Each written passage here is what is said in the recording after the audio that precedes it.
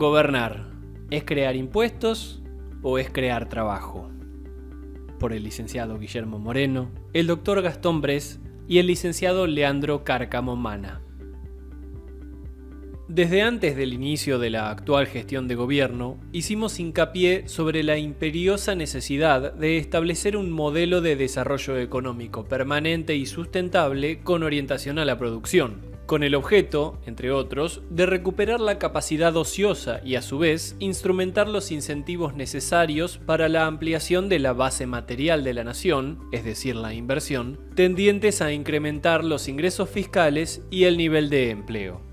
Contrario sensu, el modelo brilló por su ausencia, y se explicitó una activa renuencia a concretarlo bajo la afirmación: francamente, no creo en los planes económicos. Ello trajo aparejado que no hubiera un punto de inflexión en lo económico, generándose semana a semana una sensación de persistencia de lo heredado. Cambiemos, el preludio de Renovación y Cambio bis. El inicio de la gestión Cambiemos se nutrió de eufemismos, tales como la reparación histórica, para implementar acuerdos de reajuste de haberes jubilatorios a un universo acotado del sector pasivo, con juicios pendientes o sin sentencia firme, y que reunieran ciertos requisitos y no tuvieran incoadas acciones judiciales contra el Estado. Dichos convenios no importaban reparar la totalidad de lo reclamado, sino despoblar de expedientes a la ANSES. Los resultados fueron magros, los juicios continuaron su curso, y el sinceramiento fiscal, que importaba una exteriorización o blanqueo de capitales no declarados, los cuales aportarían para financiar la reparación mencionada. Pero en diciembre de 2017, y sin ánimo de seguir aportando a la buena salud de los jubilados, la administración macrista giró a las cámaras la modificación de la fórmula de movilidad de los haberes, retirando de la ecuación la recaudación tributaria y reemplazándola por una ponderación del 70% de la variación del índice de precios al consumidor y un 30% de la remuneración imponible promedio de los trabajadores estatales, el IPC y el RIPTE. Esta modificación suscitó un conflicto que llevó a la violencia en las calles, entendiendo que la administración de ese entonces acertaría en su intención de bajar la inflación y por lo tanto los ingresos de los jubilados disminuirían. Aconteció todo lo contrario, y la actual gestión persevera obstinadamente en el error. Ley de solidaridad y aporte solidario. ¿Habrá dos sin tres? La asunción de la actual gestión de gobierno, en simetría eufemística al despliegue de la política de Cambiemos, promulga la Ley de Solidaridad Social y Reactivación Productiva, donde, en el mismo plexo legal, se crea el impuesto para una Argentina inclusiva y solidaria, que grava en un 30% la compra de moneda extranjera para el ahorro. Se incrementan las alícuotas del impuesto sobre los bienes personales en hasta un 100% para las escalas de menor manifestación de riqueza y adicionando tasas diferenciales para los bienes situados en el exterior.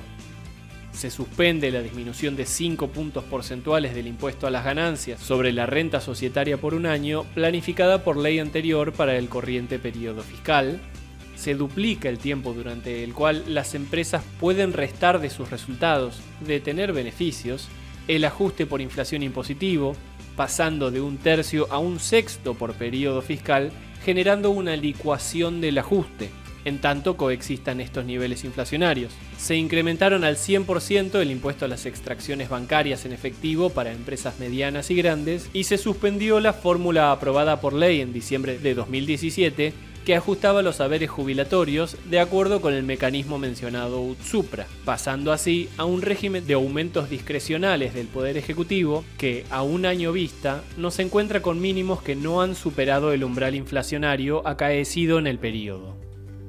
Sin hoja de ruta que forje el sendero de la producción, nos encontramos en los albores de la creación, a nivel federal, de un nuevo gravamen sobre el mismo patrimonio que alcanza el impuesto sobre los bienes personales. Es decir, se intenta crear una gabela sobre la totalidad de los activos de las personas humanas. Como afirmamos en Con el aporte solidario, muchas dudas, publicado en BAE Negocios el 25 de octubre de 2020, gravar el stock acumulado de capital es inapropiado, ya que podría acontecer que ante su falta de explotación se necesitaría el desapoderamiento de parte de él para que con su realización, su venta, se logre honrar el compromiso fiscal. El poder de imperio de un Estado en la creación y percepción de tributos es indiscutible, pero no es menos cierto que nada bueno puede ocurrir si no se modela la economía en pos de su desarrollo. Esto significa crecimiento con inclusión social. La solidaridad, como elemento basal de una comunidad, surge de la voluntad de quienes la componen y desde su célula principal, la familia. La solidaridad nunca es coactiva, es dar sin exigir y recibir sin preguntar. La respuesta: crear trabajo. Hay consenso en la disciplina económica que los niveles del ahorro interno deberían permitir la acumulación de capital en el sector privado.